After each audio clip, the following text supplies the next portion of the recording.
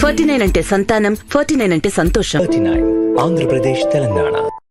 పక్క రాష్ట్రాల నుంచి వచ్చి మన రాష్ట్రంలో ఇప్పుడు ఎలక్షన్ల దగ్గరకు వచ్చే కొంది యుద్ధ వాతావరణం తీసుకొచ్చే మాదిరి దాడి చేసి కుట్రపూరితంగా నిందారోపణలు చేసే కార్యక్రమం పెద్ద ఎత్తున రాష్ట్రంలో ఇప్పటికే మొదలుపెట్టారు. కాబట్టి మా గౌరవ ముఖ్యమంత్రి జగన్మోహన్ రెడ్డి గారు ఈ ప్రతిపక్ష పార్టీలు చేసే నిందలని కుట్రలని ఏ విధంగా తిప్పికొట్టాలి, దానికి మనందరం సమాయత్తం కావాలి అని ఒక దశ దిశ నిర్దేశించేదానికే ఈ బహిరంగ సభ ఏర్పాటు చేశాం.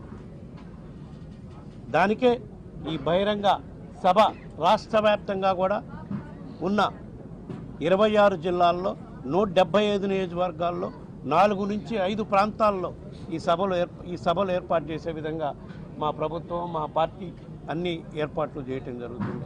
అందులో మొట్టమొదటిది ఉత్తరాంధ్ర జిల్లాలో అత్యధిక శాతం బీసీలు ఉండే ప్రాంతం, గిరిజనులు ఉండే ప్రాంతం.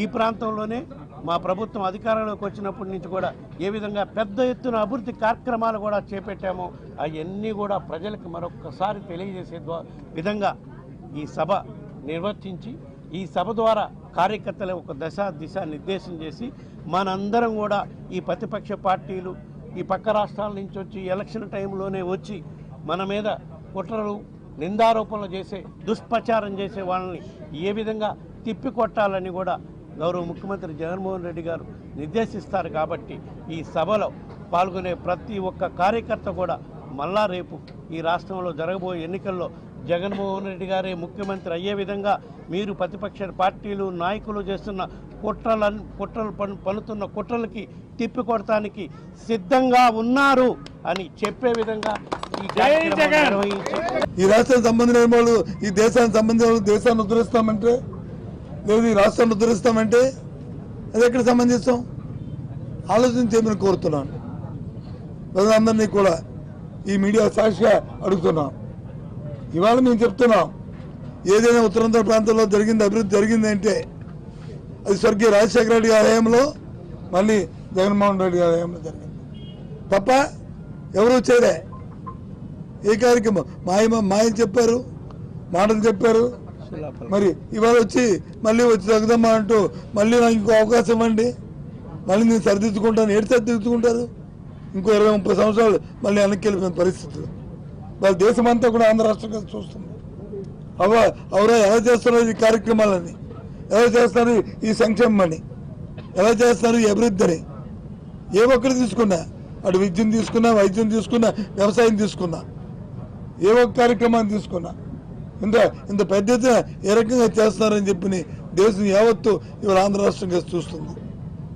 దానిలో ఇంతకుముందు ఏ రాష్ట్రాల్లో పోడేవారు, ఏ గుజరాత్నో లేకపోతే ఏ కేరళనో లేకపోతే ఏ ఢిల్లీనో చెప్పారు. ఇప్పుడు అలా కాదు, ఆంధ్ర రాష్ట్రంగా చూస్తున్నారు. ఇప్పుడు అందరూ కూడా ఆంధ్ర రాష్ట్రంలో ఏ విధంగా జరుగుతుందో వెళ్ళి పర్యవేక్షించి రమ్మని చెప్పి అధికారుల్ని, మరి పై రాష్ట్రాల అధికారులని, పై రాష్ట్ర మంత్రులు ఇవాళ వచ్చి ఆంధ్ర రాష్ట్రంగా చూస్తున్నారు.